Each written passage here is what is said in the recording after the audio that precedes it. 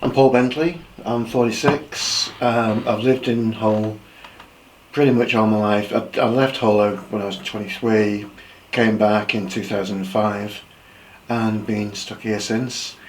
I was a chef for 15 years, worked all over Hull, worked all over the UK, worked 5 years over in Barcelona chefing. Came back to the UK, just wanted a career change after doing it for 6 months again, and been working in IT since. I'm now a senior systems administrator at a software company in Hessel. We support lots of companies around the UK for fabrics and things with our software and technical support. So yeah. Yeah, that's good. So if you want to tell me a bit more about your family, your kids, and how have you got to where you are today? I've got 3 kids, ranging from 20 to 10. My oldest 2 kids were both born over in Barcelona, and Lucas is my youngest. He was born over here. Married to a Latin American lady. I don't know, completely lost for words now. It's alright. Just lost my flow. So how did I get to where I am at the moment? Lots of just spontaneous choices, really. As I said, I was chefing around Hull, fell into catering from doing a sort of part-time job over at the lodge on Beverley Road back in the early 90s. Used to work at Silhouettes, and I was behind the bar in the kitchen, started doing the odd pub work in the kitchen, went to Hull College and did a hospitality catering management course. Started at Royal Hotel, and I was chefing for about 15 years. Travelled around the UK, worked with a couple of Michelin chefs. I worked at 6 months in Cafe and Square in Manchester with Gary Rhodes. He wasn't there much, to be honest. I've worked in the Cambridge Belfry. I can't remember the name of the chef. This was back in the 90s. He'd got his first Michelin star. I was head chef at 23 to Mill House up in Sheffield on Loddon. Yeah, just complete blank here. Moved around with that company. So I worked in Sheffield, just outside Basingstoke, for a couple of years. Moved over to Southampton to Netley when I was chefing there. Then moved from Netley to Bristol. Didn't like it too much in Bristol. I just got engaged when I was in Southampton, so I was travelling around quite a bit from Southampton to Bristol. Then moved over to Romsey in the New Forest in Hampshire. Right, New Hampshire, that's bloody estates. Potter's Heron, met my ex who was Spanish, moved over to Barcelona with her, had 2 kids. Took a year out of catering in Barcelona to work in a cyber cafe with a guy called Oscar, who I'm still in touch with nowadays. I thought if I went back into catering after the cafe closed after about a year. He had some issues there. Came back to the UK. Started working agency-wise, chefing around the UK again. Moved to Oxford, Huddersfield, Cambridge again. Came back to Hull. Took a job as a second chef at Willoughby Manor. Wasn't really into it. A couple of days before Mother's Day, turned around and said, you know what, I've had enough, down my knives. A week later, I was working at a company called Intrasource, doing IT. I blagged an interview, just talked about your Sinclair and Spectrums, and just told them what I did in Spain. I thought if I can do it in Spanish and Catalan, I can do it in English. Got sent over to Reckitt's as a contractor, outsourced there, dumped at the deep end, and been doing it since, really. Worked at the fire brigade for 4 years, 2 years contracted, and then 2 years contracted directly by the fire brigade. Worked at Arco, worked at Ideal Standards, all over the place, really. Yeah, a lot of different. It's good. When I was outsourced, I was just sent here, there, and everywhere. So I was sort of self-taught, watching people learning and just learning on the job. Now I'm the system admin at Reflex, looking after 20 sites for a full technical, and looking after another 30, 40 sites with our software running our servers. Yeah. So it's a good job. It's all paid off. Yeah.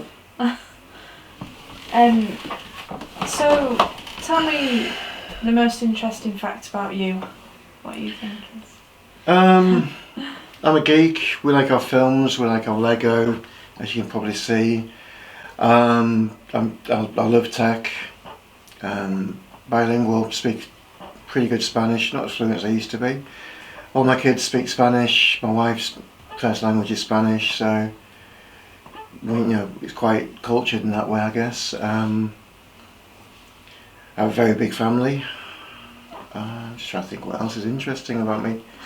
I'm not sure. I'm just me who I am. Everyone who knows me would probably just say the same. It's just Bentley. Yeah. So do you have any regrets? Do I have any regrets? There's lots of regrets in life. I regret not buying a flat. A flat I was in Netley in Southampton. I moved into an absolutely beautiful flat overlooking the Isle of, the ferries that go to the Isle of Wight in a little village. I moved in and the woman asked me 60 grand and it's yours. Didn't take it. I was 24, wasn't settled, wanted to move around still. And you think about it later on, I think, yeah, I should have gone for that. But other regrets, not going to uni, but again, I wasn't settled when I was younger. I never really knew what I wanted to do. I fell into catering, fell into being a chef, and was pretty good at it. I always had a passion for IT, and I should have really gone to uni and done computer science or something, but there's always time in the future. Yeah, of course. So, do you have any goals or aspirations, like right now? We've been trying to move over to the States. My wife wants to go back home, be closer to her family. She hasn't seen them for a long time, so we've been trying to move to LA for the last 10 years, I think. Every time we try to go, something gets in the way. We was meant to go last year, obviously the pandemic hit, COVID hit, and we got stuck here still. So that's one goal that we're looking forward to, if it happens. This is the third attempt now, so let's see how that goes. Aspirations, want to make sure that all the kids are doing well. I've got my daughter's at uni doing medicine. My middle boy is just finishing his A-levels off, so he'll be going to uni hopefully within a couple of years. And then my youngest at the moment is just finishing, he's got another year left at primary school. But he wants to be a marine biologist, he's quite set on that, so we just want to make sure that they're set up to do what they want to do, really. Do you have any fears? Could be like how do you mean? Or... Future fears, this country, the way it's turning out. With Brexit, it's going to kill this country. You get lots and lots of people saying, yeah, better be out, but look what's happened with the farmers, look what's happened with the fisheries, happened with Northern Ireland. The way that this government at the moment is just stripping us of our rights slowly and making it that they're untouchable. It's just turning to be a mess. They're going to kill off the NHS, the first chance they get probably, and we're going to be pretty screwed. Yeah. So yeah, that's always a fear. You fear for your kids, I guess, don't you? Making sure that they've got the best future, not that they've got the opportunities that we've had.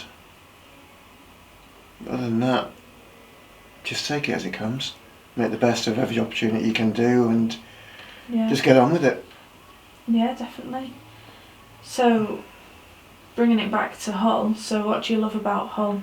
Why do you know, What do I love about Hull? if you love I anything don't about know. Hull. As I said, I've travelled a lot. I've been out of Hull for a long time.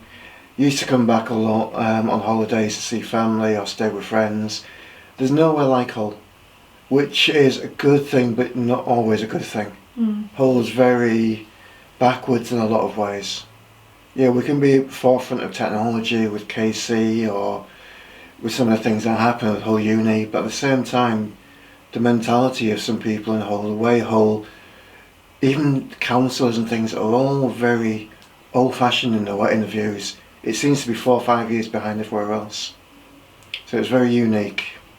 Of everywhere I've been to Central America, I've been to the States, I've been to Europe, I've been all over the place, and there is literally nowhere else I've found it comes close to what Hull's like.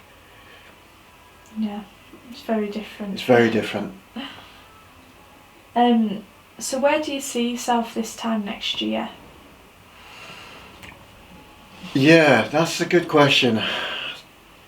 If things go how we wanted them to go, we could be in LA. Been working in tech, my wife doing what she does with special needs and things, and the 2 boys with us. My daughter wants to stay here, she wants to be a doctor, so she's staying in the UK. The way it's actually gone, I'm probably going to be sat in this room doing what I'm doing now really every day, working from home, getting on with the job and trying to figure out what we're going to do next. Yeah. So, is there anything you want to add? No, not really. We're just who we are. We're in Hull. We're Hullians, I guess, or Humbercidians, or how do you want to sit, or whatever you want to look at it, I guess. And like most people in Hull, we just get on with it, make the best of what we can. Yeah. And just do it day by day, getting on. But I grew up. I've lived all over Hull. We grew up on Welsford Street, up on Hessel Road. Used to go to Constable Street before it was knocked down. Then went to Villa Place. That has now been knocked down. That was a long time ago. I remember they having street parties there. The coronation back in the 80s. Oh wow. But you go down Welsford Street now, and it's not a very nice place. Is that off of Hessel Road? Is it? Yeah. As you're coming up to where the flyover, you have Coltman Street, Welsford Street, and all the shops. But you go down there now, it's a very, very different place. Yeah, it's not the same, is it? But yeah, I was at Navy Cadets and TS Revenge, which is now TS Iron Duke, I think it is. And we used to live on 5th Avenue at the time when I was in the Navy Cadets, and we used to go sailing over at Alexandra Dock when it was Headham Road, when it was very different to what it is now. I know we didn't really have a lot of money at the time, so I used to have to run from 5th Avenue all the way to the docks up here, and then to see if I can scrounge 25p to get a bus back. If not, we'd do the sailing or the kayaking and then end up running back. Back in the days when I wasn't really looking like Jabba the Hutt. But yeah, I lived all over. I went to Cooper. Used to live on Chance Ave, so I used to cycle up to Cooper every day. These are the whinge if I have to cycle down the bloody street, but no matter what the weather was, I had to cycle to school. Yeah, my dad always used to say he used to walk in the snow, whatever, like 3 miles or something, just to get to school. Yeah, you did then, you didn't even think about it.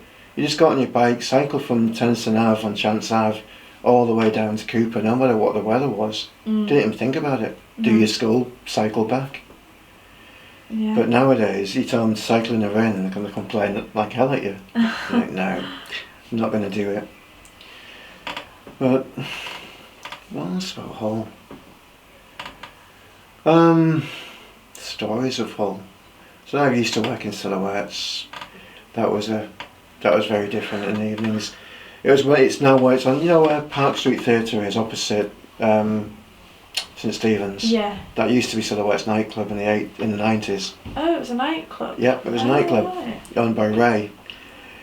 I used to work there behind the bar at 17. I remember going in there with friends, 17, going out drinking, and another friend was working there, and I said to Ray one night, "Oh, any chance of a job?" So I'm working at the lodge at the moment as a glass collector, and he said, Oh, okay, why are you working in class? Let's not behind the bar. Oh, I'm only 17. I can't work behind the bar yet. Stood there with a pint in my hand asking to work as a job behind the bar for him. Luckily, it was only a few weeks before my birthday, but a few weeks later, he'd give me a job. That's good. And I was working there for a while, and that was, you saw a massive mix of characters. It wasn't a gay bar, but it was very mixed. Mm. It had lots of people. In the 90s, there was still a lot of oomph about it, wasn't there? Yeah. But it was one of the few places where everyone was just chilled.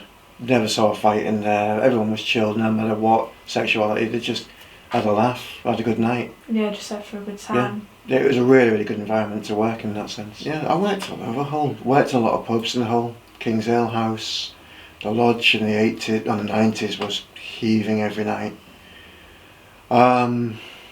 Worked in town, worked in Spiders, all over. Oh, Spiders. When you was at Sills, we all knew each other. So you'd give them free drinks when they come in, the staff there, they'd give you free drinks. And now and again, the owner would just say, oh, Ray would get one of them working for you, or you'd end up working a night there if it was short. I did a couple of nights at Spiders, which is really, really cool. Yeah. It's a good place, good people. But that was a long, long time ago. I still got my Spiders card, an original Spiders membership somewhere. I should be about 55 now, I think, on that. I was going to Spiders since I was about 14. Bad. Yeah. I was never an alcoholic, but you gotta live, haven't you? You want to go out, don't you, though? You do. He's completely different. He's 17. He's not even had a girlfriend yet. Not not interested in drinking or anything like that. It's good in that way. Yeah, that is good. I think of the stories in the whole. What else? There's all sorts, but again, a lot of them are probably not suitable for camera. Yeah, Vegas was a very, very bizarre experience on that. I've still got the shotgun mark on my back. It wasn't. We just drove to Vegas and walked into a I got a license, walked into a chapel. There was a little old black lady. And she said, oh, you want to get married? Yep. Have you got the certificates that you need? Yep. Right, bum bum bum, done. It's really 20 minutes easy, later, isn't we it? was in another hotel, one of the big casino things, having a drink, getting absolutely faced. We'd gone on Friday the 13th, and we'd had a few drinks. I said, I know where I'm getting married on Friday the 13th. So we waited till the morning, Saturday the 14th. You have to go get a licence. And outside the licence, you get all these limousine touts trying to get you to their chapels. Yeah. So every 5 minutes, just kind of go with these big Hummers and say, oh, come in this limo, and we'll give you this. It's a small donation, and yeah, it's crazy. It really was. That was me back in the day when I was in the Navy Cadets. Oh. My dad used to on Cottingham Road. Like where? There's an Indian place now on Cottingham Road opposite Aldi. That used to be my dad's watch shop. He was a watch repairman, and it used to be called Bentley O'Brien. And that was me back in the late 80s. How old are you there? For about 13, 14. A guy called Sketchy. We used to work at Leonardo's together. He was the head chef at Pave. He's now at Butler White's. Known each other for years. We was all going out, and I was meeting them up in town. And you know where the old ABC was? What it's now St Stephen's. Was meant to meet there. They'd set off earlier. They couldn't be asked waiting for me. Yeah. So they'd gone up to friends up here. And I remember getting to town, looking around, didn't see them. Still outside ABC, I just caught something on the side of my eye. They just put in the top of the corner on one of the posters, Bentley, Guns Fowlers, meet you there. You know, it's sheer coincidence that I spotted it. I got there, they was all having a two, and it was just That's like something I sort of turned up and they went, oh wow, you found it, knew you'd find it. That's good. But, there's lots of things out there, but again, some of them you just... Because now you very just text misspent each youth. other, don't you? You just like... The days before mobiles. Yeah. Leaving messages on walls and things like that to find it. I like that. What else? I remember going clubbing with them in Leeds to the Orbit, and we'd gone out, we'd had a really mad night. I just managed to get a lift out of some random girl in a boyfriend's car to this other club, because we'd all got separated, got in the club and they was already there. And that was really surreal. Then we'd end up going to this cafe afterwards, like 7 o'clock in the morning, taking over this cafe, all I'd done too many things. And myself and my other friend was a chef. Sketchy as a chef. And we tried taking over the cafe. We said to her, "Oh, don't worry, sit down, we'll do it." And we started cooking, and this woman just sat there on a coffee watching us going, Yeah. as you do. Yeah. Couldn't do it now, you'd get No. bloody arrested. What else? Oh, what? Princess Key. Back in the day when there was lots of restaurants there, me and Sketchy had done something in one of the, done an event in one of the evenings. We'd done it, I think it was a Western or something like that. You know the town crier from who goes around now? He was there as well, dressed up in all his cowboy gear. And we'd done all this food, and we wanted to go out and have a smoke and have a drink. But we had a pile of pots like that. One of the actual bouncers of Princess Key, or Dawn of Princess Key, came and looked at us, and I got them all and just threw them over into the water. He just said, "Yeah, don't worry about it." Threw them all away. And we just What? like, into the water. So somewhere at the bottom of that, there's about 100 plates and pans. Yeah, I don't know. Sure, just do that. Yeah, I remember that night because we both stood there, looked at each other, laughed, and went out, just had a smoke and had a drink.